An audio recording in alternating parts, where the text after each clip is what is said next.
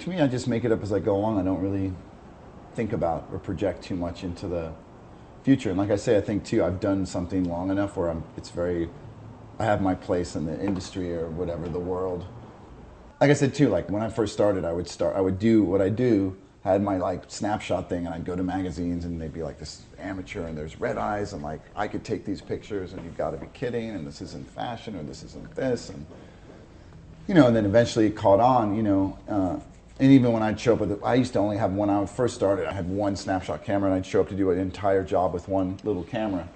And eventually I figured out if I used two cameras, I could shoot quicker. I could go back and forth, But I would just have this one little camera and show up at a shoot, and people would be like, "You're like, where's the equipment?"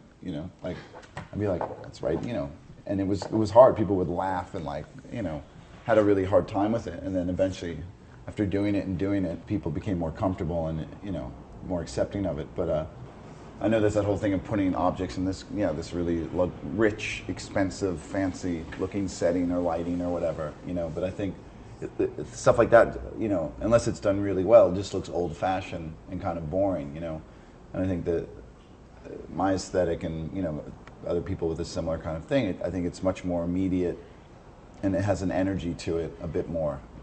And I think that's what people now more so. It's not they look at a picture, and if there's an energy or there's some sexiness or something they like about it, it appeals to them. They don't so much think like, wow, why does it look, it's not lit nice, or it's not this. It's an energy people respond to, and an image, or they want to be part of it, or they like the way someone looks, or and that's what I think, and that's on a more human level.